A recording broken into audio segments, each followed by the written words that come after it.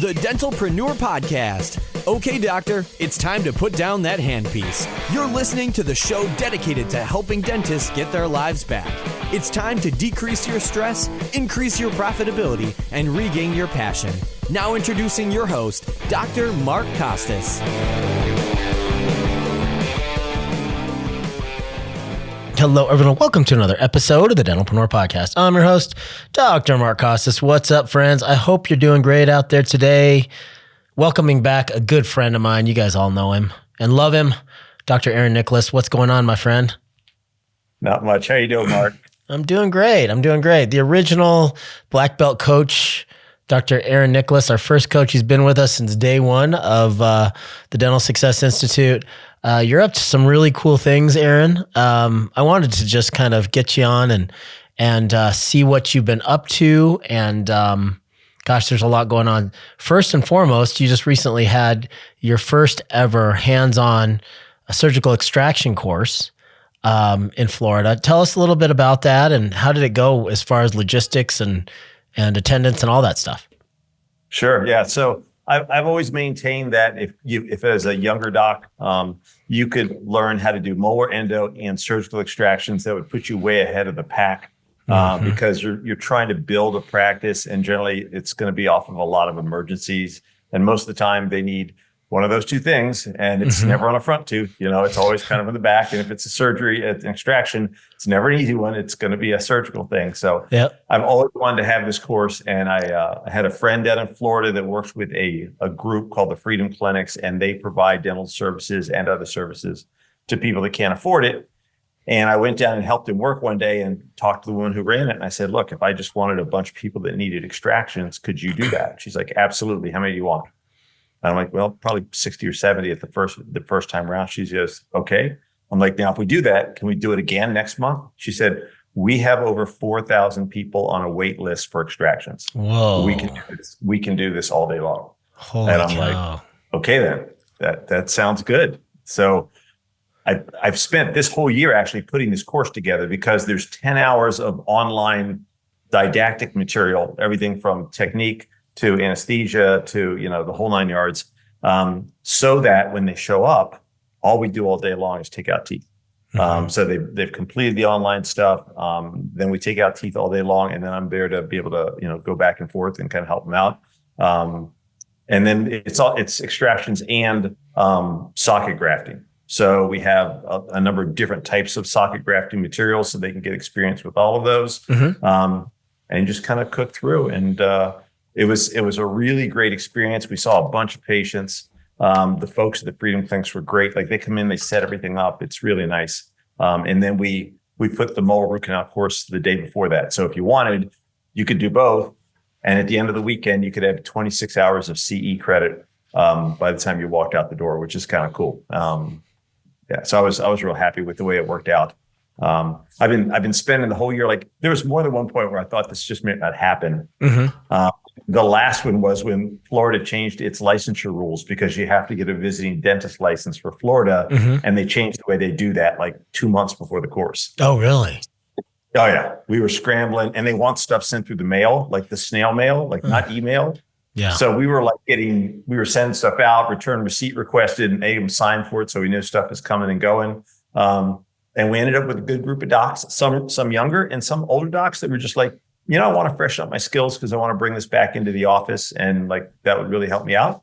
And so we did that, and that worked out real nicely. And then the socket grafting, a lot of folks were like, "Oh, that's it?" I'm like, yeah, it's fairly straightforward once you do a few of them. So yeah, everybody had a good experience. That's cool. How many docs did you have? We ended up with 5. We could have had a couple more, but the time limitations was really the biggest issue. And we didn't even start like talking about this course until we were like 3 or 4 months before it. So we're going to have another one coming up in April. And so hopefully we'll see more folks there. Part of it is just, for me, is like, I know this is semi-charitable and semi-course kind of thing. And so what I said to the ladies was, hey, like, how many docs do you need? Or what can we do to make this work out better for you? And they're like, bring more doctors. I was like, okay. Yeah. Because they want to get more work done, obviously. So how do the Freedom Clinics work? So is that is that mostly Florida licensed doctors, or do they have people coming in and getting temporary licenses that want to volunteer there as well? So if you want to do it, Ann Burnett, who's the woman that runs the Freedom Clinics down there, is happy to help facilitate, getting that visiting doctor license. And the visiting doctor license deal is, if you're doing charitable work and you're not charging the patient, then they'll give you the license, and it's good for a year. So once you get it, you could always go down and do it again. Simon Amir, who's a buddy of mine down there, is the doc. He has a charitable day of dentistry in his office one day a month. So he always has that going on. And then recently he has 2 locations. He's expanded. So in one location, they do nothing but extractions. And the other location, they do operative and everything else. And then also he has students coming down from the dental school there. And he is I think he's an adjunct professor or a professor of some sort. So, you get some of that if you like teaching. The first time I went down there, I did a little work, but I spent a lot of time just sort of teaching and working with students. So there's a lot going on a day that he's there. The days that we're there, it's strictly I'm teaching and docs are taking out teeth, but it's a good experience. That's awesome. What's the facility look like? Do you work out of just one or both of those facilities for your courses? So for my courses, we actually do the endo course in one facility and we do the extraction course in a different facility, just because they're in sort of different demographics, and that works out best for them as far as scheduling their patients and the number of days per week that they're in those offices. So we actually do the lecture portion of the endo course at a local community college, which is nice. And then we go into the one facility, and that's where we do all the hands-on. And then the other facility, all the hands-on, which is the whole thing, is right there in that one spot. And that's where they started out doing their work with the Freedom Clinics. That is awesome. Yeah. So he does the Freedom Clinic. Is she has said, if anybody ever wanted to set up one of these things in their state, she's happy to walk them through the process. So she would love it if someone said, I want to set up a Freedom Clinic in my state. She'd be thrilled to help out with that. Oh, that's amazing. That's so cool. Aaron. So you're teaching, did you do it this time where you did the molar endo course first, or is that in the future? No, we did that. We did it this time around. Oh, cool. That's awesome. So, just to be clear, for your molar endo course, you're not doing endo on live patients. You're doing them on extracted teeth, correct? Yes. Yeah. Because doing an endo, you can create a problem I can't fix, and so we're doing it on extracted teeth. So if you do it and someone gets messed up, throw that one away. It's next. And it's just a matter of getting reps in and getting the system down and the cadence and the flow of the procedure down. And so it really is much better on extracted teeth, where the stakes are a little lower than on a live human. Yep. One of the things that's been really popular, a lot of people have been talking about it inside the DS, the Dental Success Universe, is your other course that you have for new docs. Tell us a little bit about that kind of virtual course. It's interesting because some of the things that you're talking about are clinical efficiency and certain clinical procedures, but you're actually literally just talking people through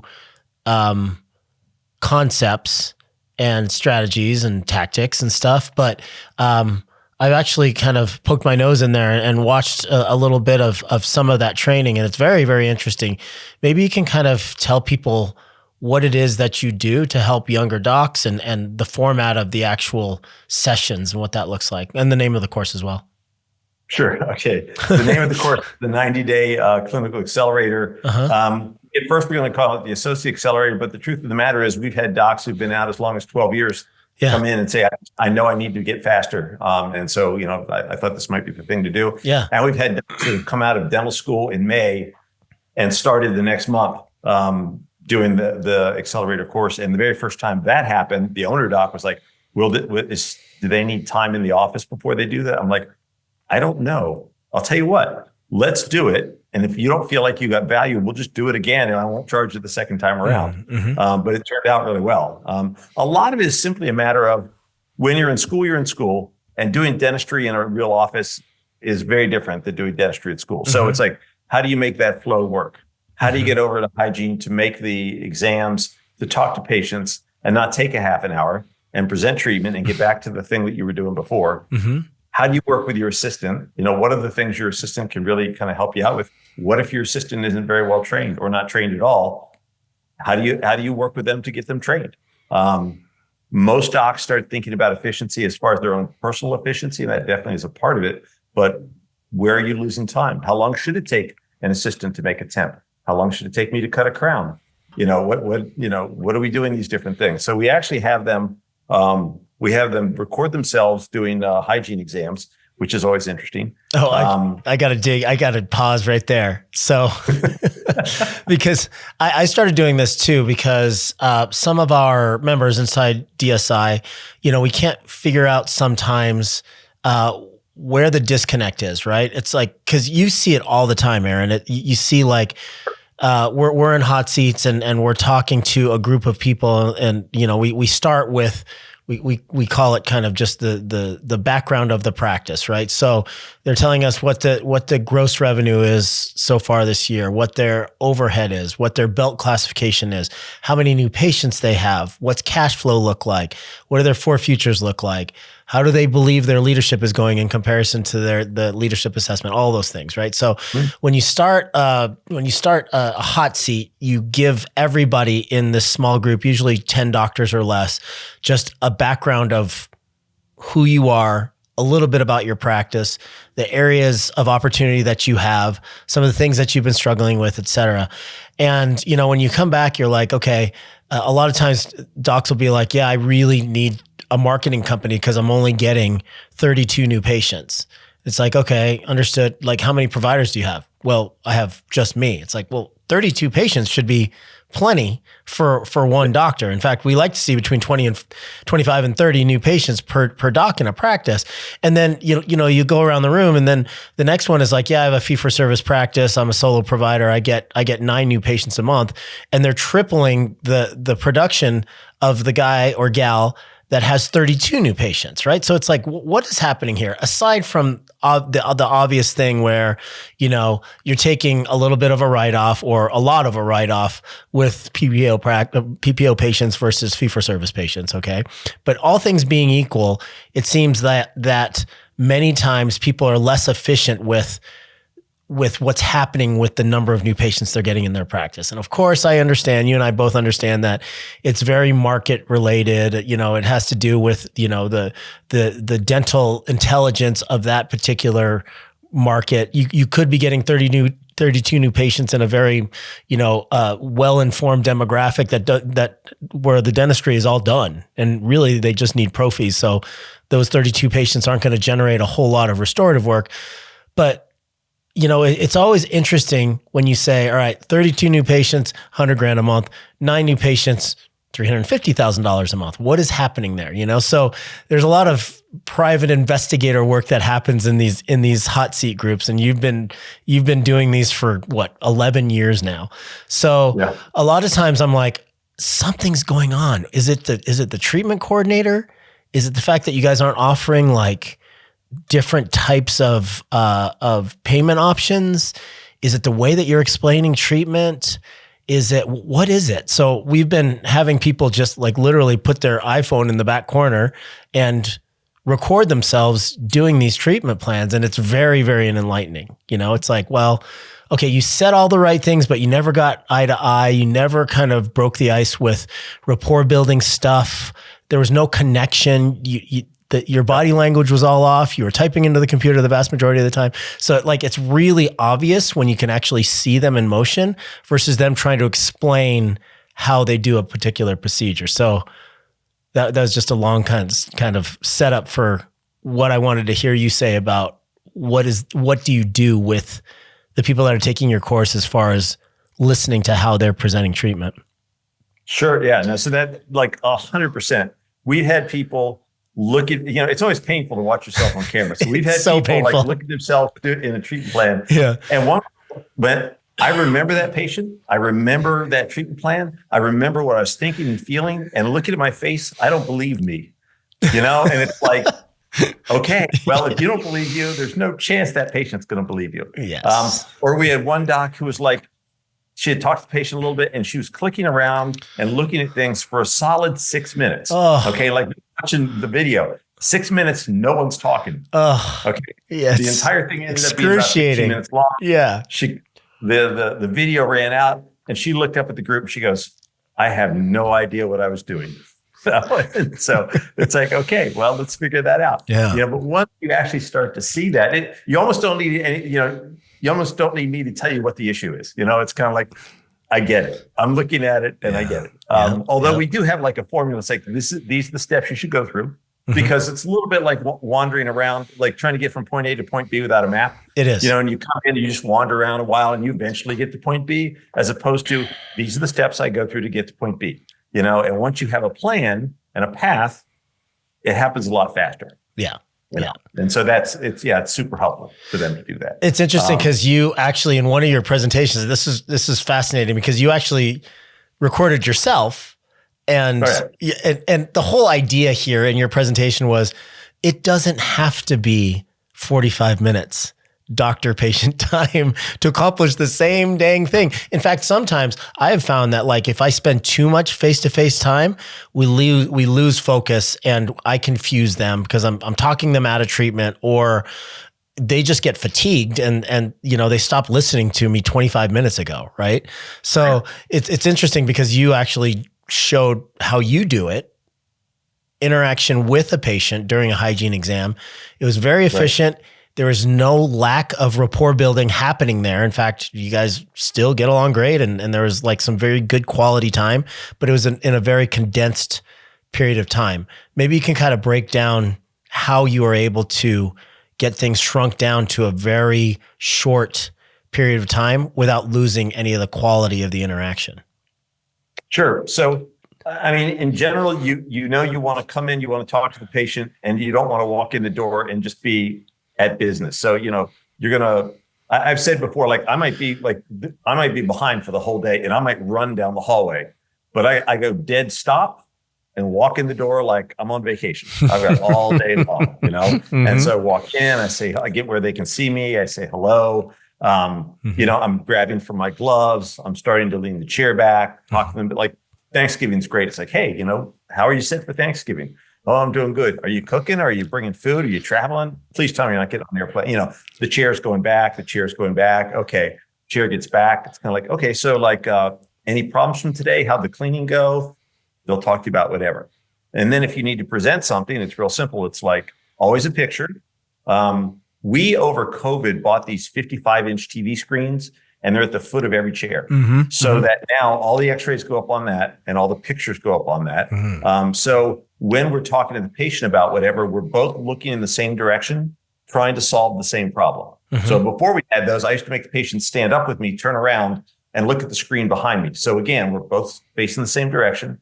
We're both trying to solve the same problem. So I'll explain to them what it is and why, the general rule of thumb is this, and you can see that this meets that criteria. And so the recommendation is to do X. Okay. If we don't do X, here's what can happen. And then you name all the things that could happen, like teeth breaking, losing them, root canals, but right now it's just a simple filling. But right now it's just a crown, and you kind of go through that whole thing and give them all of those. And then you ask them, what questions can I answer for you? Answer all the questions.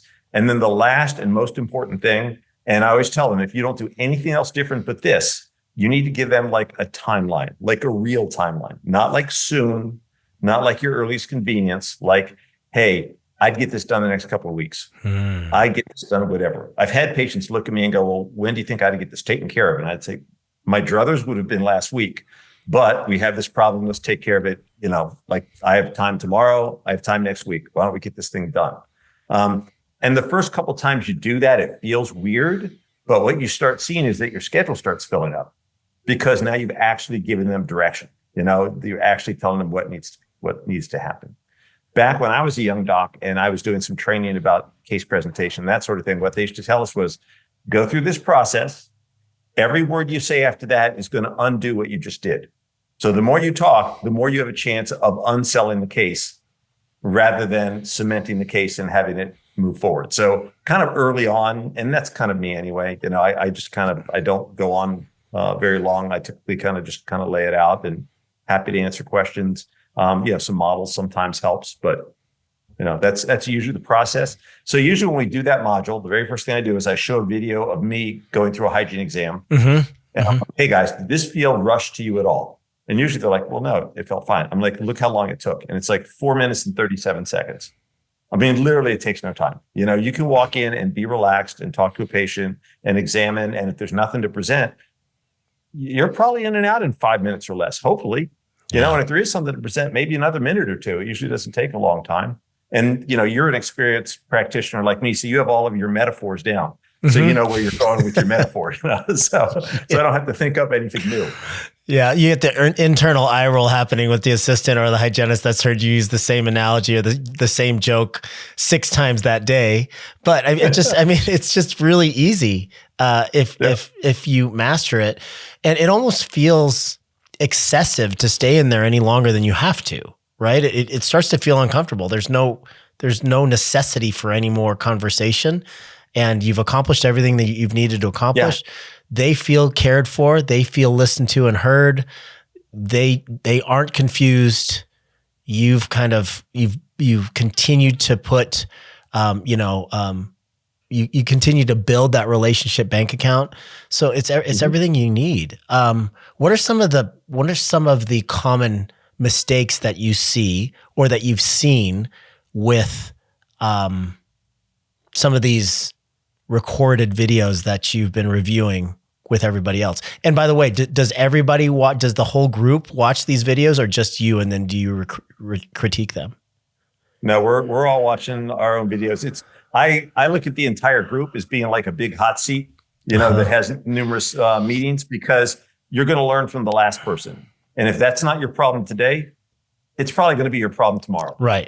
So the fact that we're all there and looking, and we're all in the same boat, and we're all, that's why I show mine, because it's like, okay, I'm not holding myself above you guys. I'm going to show you this is the way I do it too, and here you go.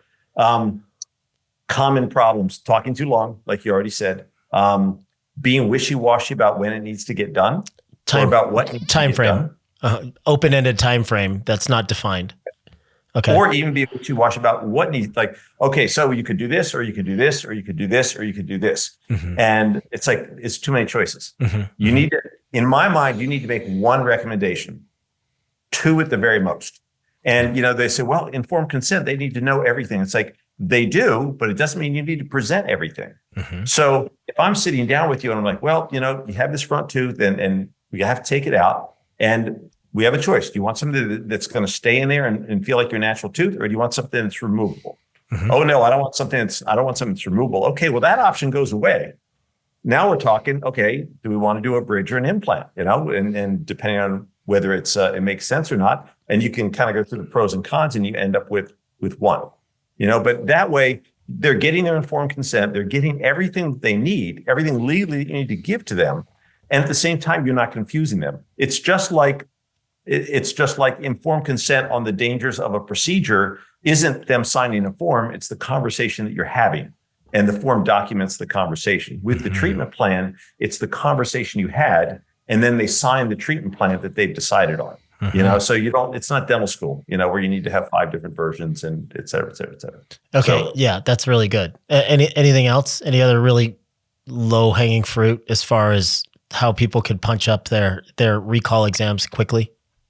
Sure. So the other thing too is, like, when you're going to present treatment, like, don't present treatment with the patient laying back and you're looking down at them, telling them what they need to do. That's a good one. There's a real different power dynamic there. What you want to do is sit them forward. That's why I like having the picture. So we're both looking at the picture. We're both trying to solve the exact same problem, and that's the conversation that we're having on how to make this work. But yeah, if you watch video of people presenting treatment while the patient's laying down and the doctor still has their gloves on with their instruments in their hands, and they're talking to them about treatment, it becomes very apparent. You almost don't have to say anything. It's like, yeah, that's a little weird. We probably should sit them up and talk to them, and et cetera, et cetera. I'm just trying to think about there, Andy. We had another one where Doc's super nice guy, just very agreeable. Like, you would love the guy if you meet him. He's too agreeable. Every time the patient has he's like, well, I think this, and the patient's like, well, I had this concern. They say, well, yeah, I understand that, but you need to push through that. And yes, I understand it, but I'm making this recommendation because this is going going to become a problem before too long. And so you definitely want to get on top of this thing, but just too agreeable, too nice, in the end, the good surgeon is the one that cuts deep enough to get the job done, not the one that just kind of plays at it and leaves something, and then you have a problem down the road. So you want to be the good doctor that's going to get the job done, so they don't have to come back and revisit this in the next 5 years. Yeah. So that's kind of look at that. That's a really good one, Aaron. You can have conviction and still be friendly, right? Yeah. You are the person that has to show confidence in your recommendation. And if you are overly agreeable or wishy-washy, then they're going to lose confidence and think that, their opinion supersedes yours. Sure. And the way to handle that is yes, I totally understand. I totally get that. And then tell them why they should do it your way, in a nice way. Yeah. They want to feel heard, but here's why this is really important, what I'm recommending. I like that. Yeah. Okay. So what else happens during your course? That's huge. And those are great recommendations. I'm glad we got to talk through that. So what else clinically are you able to effectively talk people through and help them improve? Because I think, one of the things that you taught me, do you remember, this is probably 10 years ago. You came to my office and you had a stopwatch and you were timing me for my crown preps. Do you remember that? I remember the operatory that we were in, and I was like, okay, I'm super competitive, but this is a live patient. I'm not gonna try to do this like an F1 pit crew and do it in 30 seconds. But what is it that you're doing in order to improve efficiency that you don't have to show them physically in the operatory? What else is happening during your coaching? So you segue right to where I wanted to go anyway. So cool. And I want to say you were doing good. So Thank you. Even though I'm fast, it didn't look like a potato when I was done, right? No undercuts. There's still a good chamfer margin, all that stuff. Yeah. Good. Okay. Thank you. So recently I heard this phrase and I knew it was true, but I had never heard anybody put it into words. And what they said was it was measurement as intervention. Mm-hmm. So one of the big things is I have them time both the procedure and the appointment time to kind of see where we losing time. Because it could be they're always caught up front doing financials and they never get back in the chair for half an hour. Mm-hmm. Or it could be I'm really slow at cutting a crown. Either one could be true. Yep. So I have them measure those things. But one of the very first things you find that happens is as soon as you start measuring stuff, it starts getting better. And that's that phrase that I just heard, measurement as intervention, because it's just like trying to lose weight. If you ever keep a food log about, what you're eating and that sort of thing, you immediately get better simply because you're now tracking all your food. You actually know that if you eat that candy bar and you have to write down that you put an extra 250 calories in your mouth of something that really wasn't healthy for you, you don't want to do that. And so you don't eat the candy bar. So the measurement itself is part of the intervention, and that's one of the very first things I had them do is measure a number of different things. And almost as soon as they start measuring, even if we don't have another conversation, they're going to get better. On top of that, I'm a pretty efficient guy and I send them all my favorite stuff to work with. And I give them a particular way of doing things. Mm-hmm. And I always tell them, learn my way. And if you don't like it, then, time yourself. If you don't like it, then cool, go back to your way, but see how they compare and then make a decision. If you start doing my way, but you don't like this burr, you don't like that thing, then use the thing you do like, and then see how it affects your time and be cognizant of that. Don't just do stuff to do stuff, do it and be aware of how it affects your procedure time and your procedure flow and what's going on with the patient. And if it's better, then do your way. And then call me and let me know so that I know too, Mm-hmm. But mostly we're just trying to get them into, so measurement is intervention. Mm-hmm. And then number 2 is have a systemized procedure for the way you do things. Because if you do it the same way every time, you're going to get more and more efficient with it. And you get more consistent results. And if all of a sudden you get a result that's weird compared to all the other results you've gotten and you've done it the exact same way, it's okay, well, now we have some place to start to actually look and see why did this thing not work with this patient? And it's worked with the last 25, and then that gives me some more information about what I might need to do differently with this patient in the future, or maybe there's something else going on with this tooth or this area of the mouth that I wasn't aware of. So it gives me more information to work with.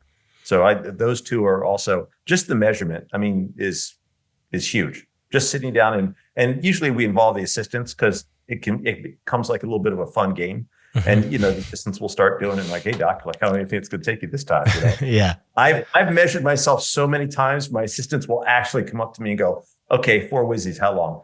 And then we'll see who's the closest to the real time. Yeah. But yeah, it's fun. I love that.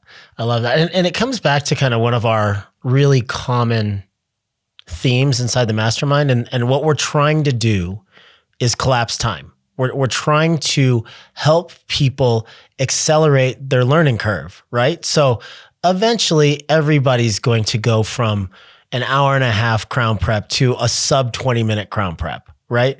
But what you're trying to do is avoid that the length of time that it takes to get from 90 minutes to 20 minutes. And the best way to do that is XYZ. So I really appreciate that you're doing that for people. What kind of results have you seen as far as kind of increasing efficiency with just some of those few things?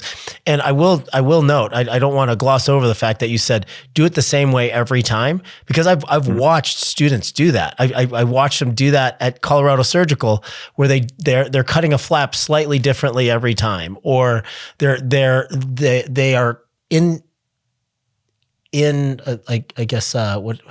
inconsistent with their drilling protocol, right? And once you do it the same way every single time, so much so that you don't even have to think about it, it's just the same every time, your efficiency increases significantly. And I was surprised at how many people take a clinical procedure and do it slightly differently every time. And it just really just extends the amount of time that it takes to complete the procedure. Yeah. And then the other thing that happens sometimes is like, if they're changing it every single time and they're like, oh, I couldn't quite get to the apex this time, so I decided to do X with my root canal procedure. And if they do something that's not really a good idea, that usually is going to get them in trouble, but it works this time, that's the worst. Because now they have a new branch on their decision tree that really isn't going to serve them well. It worked this one time, and it might work once again, but in the long run, it's going to create more issues for them. So if they can get on a nice regular path where they get nice consistent results, that's kind of the best. And there are people that just enjoy dentistry to the point where it's like they're not really worried about the efficiency part of it. And so like the guy had been out 12 years and he knew he wasn't very fast. He had never really worked at it. He kind of enjoyed what he was doing, but he's like, I'm going to go out into private practice and I know that I'm going to need to be faster. So I'm going to come talk to you. So because he needed to do that, he came out and made that happen. The whole collapsing time is a big deal. And the thing is, when we go and say, hey doc, here's 25 things that will do this thing that you want to have happen, see what works best in your hands. Well, you got 25 things you got to try, and maybe multiple times before you kind of figure it out, as opposed to going, here's a way that works. Now from here, branch out and do whatever you want. If you like it better, if it works better for you, cool. But you can always fall back to this one way that works. And it so happens, I'm a guy who's been doing stuff the same way for literally decades. So you can be pretty guaranteed that I'm pretty darn close as far as being about as efficient as you can be. And if I ever hear about anybody that's more efficient than I am, I'm like at a course or on the phone or something going, okay, tell me what you're doing, because I want to be as efficient as I possibly can be as I'm going through the process. You asked me a question at the beginning of that, and I got off on a tangent. I can't remember what the question was now. I was the one that created the tangent, but the first part of the question was what were some of the positive results that you've seen with some of your students by following this kind of consistency and timing yourself and measuring all that stuff? Okay. In no particular order, we always survey the assistants and the doc before the doc who's going to take the course comes in, because a lot of times it's owner docs they're working for. Okay. And we'll say, so what are the things that you guys see? And we had one associate, and the assistants literally didn't want to work with her.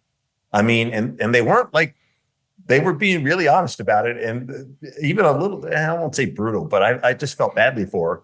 At the end of the course, I saw her the following year, and I was like, hey, how are things going? What's going on? She's like, oh, it's great. This is going on. And the assistants want to work with me now. I'm like, cool. That's great. That's a nice thing to have happen. Yeah. Most people will say, it seems like my day runs smoother. I don't run behind as much. I feel more confident going through different procedures. The big issue was a lot of times people go, well, like, how much more will I produce after this course than I did before the course?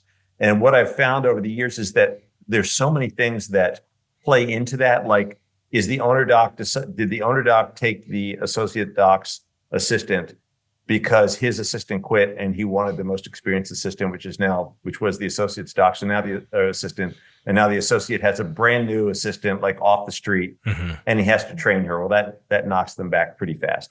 Did we switch front desk people that are doing financial arrangements? That can change how much case acceptance you're getting. All these different things. However, I had a couple of offices where everything was consistent, and over the course of a year, we found we had these two associates in there, and the two associates produced 25% and 30% more than they had the year before. Whoa! After the course, okay, that's significant. But everything stayed the same, so we knew that those numbers were good. The assistant staff stayed the same, the front desk staff stayed the same. Everybody was the same, 25 and 30% each one. So that was phenomenal. And I knew these guys were producing more. I just couldn't quantify it until that happened. Yeah, that is awesome. That is awesome. I like how you did this, where you created, like, not necessarily a one-on-one. I mean, this is really good for efficiency's sake, but the group coaching model is something that we adopted in DSI, like, from the very beginning. Like, the whole mastermind concept, I think, is really powerful because you're getting other people's opinions. You're actually talking through some of your challenges. So you're, like, in a safe place. Like, here's what worked for me. Here's what I'm struggling with. And, you go around the room and everybody's kind of talking about their own personal experience. And then everybody's participating and giving their kind of experience as it relates to the person that's in the particular hot seat.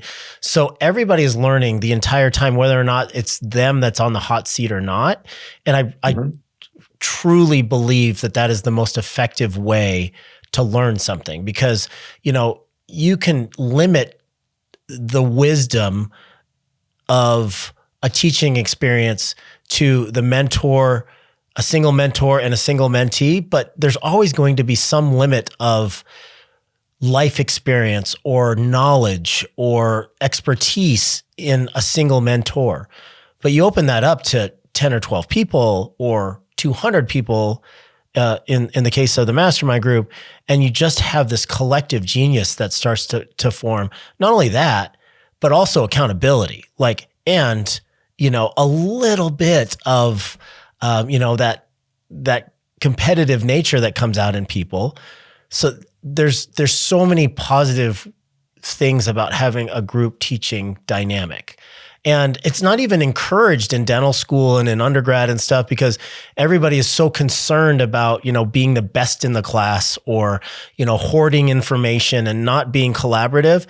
You get out into the real world and it's like that doesn't work. I mean, that's why everybody says that dentistry feels so isolating, because we're taught to be close to vest and not share our best practices. I don't know.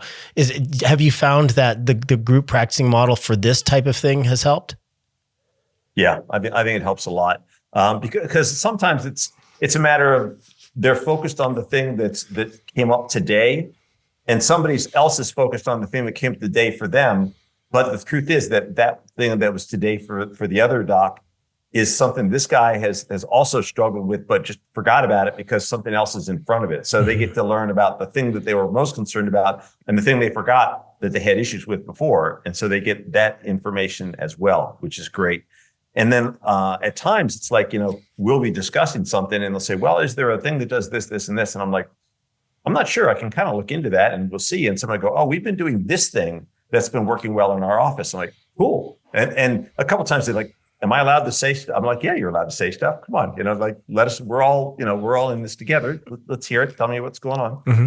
The other thing that I found when I first came into the Dental Success Institute, I was not a black belt coach. My overhead was too high. I had a bunch of other stuff going on. I would sit in meetings, and I don't know if you remember, but it took me about a year before I finally fired somebody I needed to fire. And the reason I did it was because I watched all the guys and girls that came into the group with me move ahead, move ahead, move ahead. And I knew that this one person was the reason the office wasn't moving ahead, until I got pissed off enough, because I'm competitive. and all the rest of those guys are moving ahead and I'm not, and I know what the problem is. I just finally went ahead and did it, and sometimes it takes that and watching other people, let people go, figure it out, find the next new person, see how well that worked out. And it puts a little glitch in things for a while, and maybe you have to work a little harder to kind of keep things up for a while. But in the end, it ends up being a much better situation. So a lot of times that little bit of competitiveness, I think, is actually really good. Or you look at somebody and go, oh, they did it. So, how did they do it? I had to give that a shot, and so you can start to see yourself in them and know that you can do that too and move forward in that direction just like they did. Yep. I love it. One of my battle cries lately, Aaron, has been, dentistry, as we all know, is extremely challenging from a lot of different perspectives, right? Particularly for practice owners, because, we're wearing a lot of hats. We have the unrealistic expectations of the patient base and the unrealistic expectations of human resources within our own teams.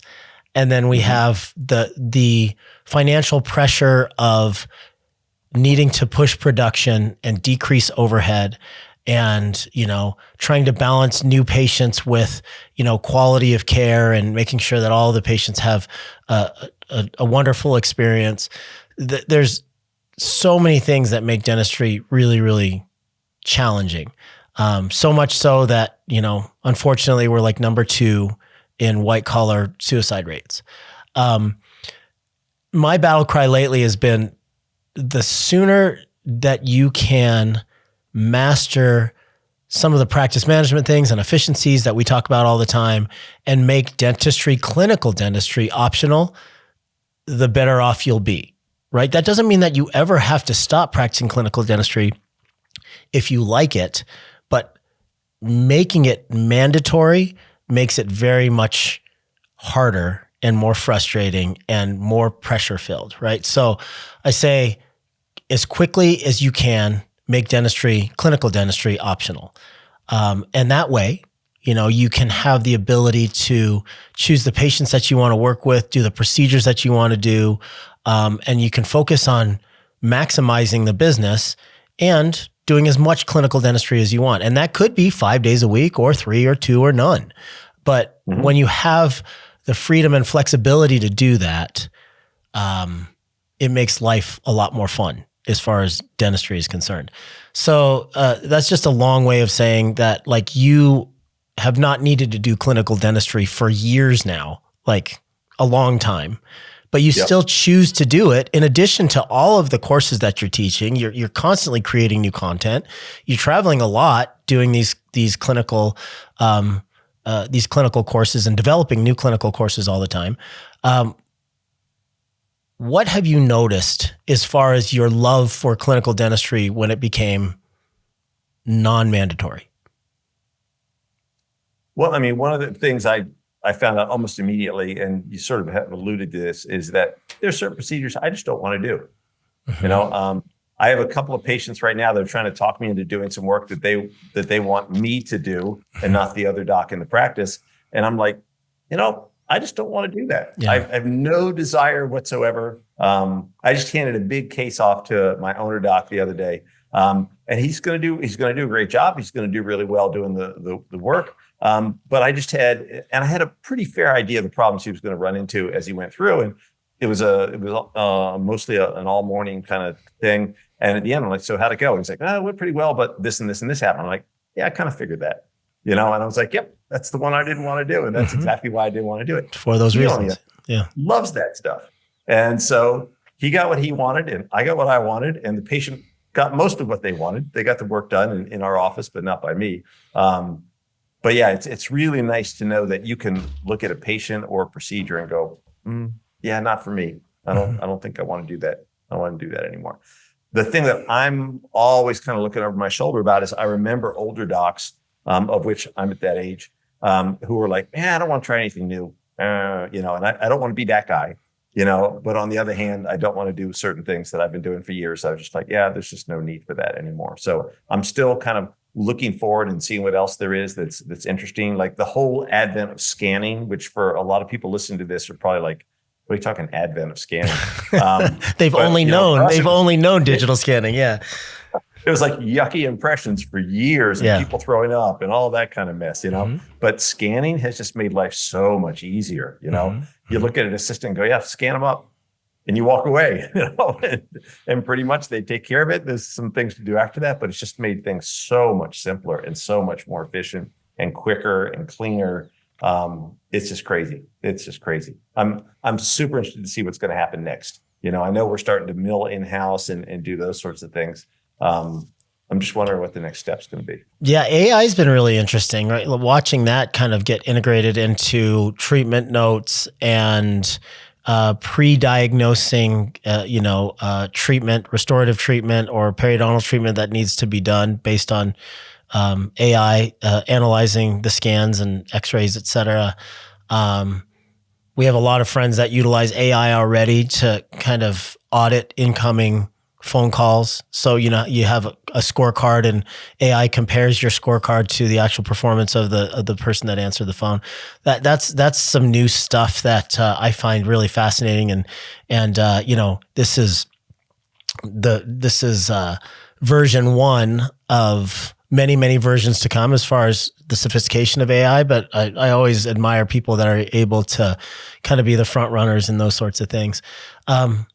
You and I were talking off air a little bit about you starting to receive boxes already for our yearly mission trip, which isn't till, July, but you're already starting to kind of amass dental supplies, et cetera. And you send those over to the Dominican Republic. That's something that is a passion project of both of ours. You brought me on, 8 years ago now. And I've been coming with you, and that awesome trip. You and I sit on the board for the Dominican Dental Mission Project. What else is lighting you up for this year? You are usually pretty good at setting your intentions for the year. This is my favorite time of year because you get to kind of look back and self-reflect on what worked well, what didn't work so well, what I want to accomplish for the upcoming year. What's on your list? This year, two things. I want to grow the extraction course. Because it worked out really well. It seemed to be really valuable for all the doctors that were involved in it. It certainly helped the patients that came in the door and got their treatment taken care of. So I really want to grow that part of the business. And then I just kind of want to grow the business in general. I've had a number of docs come through and take the molar endo course. And I've had, 5% of them say, hey, if you ever need somebody to help teach, I'd love to come out and help teach sometime.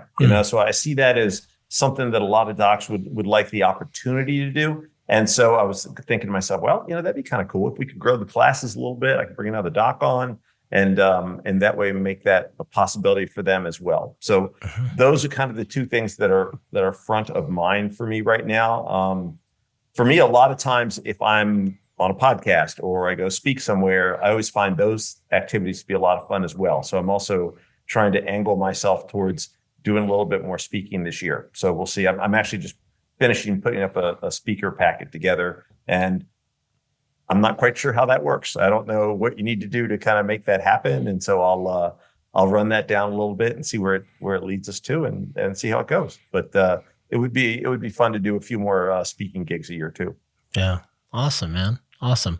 Well, Aaron, as always, it was super fun catching up with you. We always find it more efficient, speaking of efficiencies, while we're catching up with each other, just to flip the switch on the microphones on, because might as well create a podcast out of our discussions. So I can't thank you enough for your time today. Happy holidays. What's the best way for people to get in touch with you if they're interested in Monday morning dentistry or any of the courses that we talked about today? Sure. Online, of course, mondaymorningdentistry.com. There's an email address in there, or my phone is 410-207-3527. And you chuckle every time I give it out, but 410-207-3527. No one's abused the privilege yet, and so I'll keep giving it out. Nice. You're a brave man. I appreciate you, man. All right, ladies and gentlemen, Dr. Aaron Nicholas.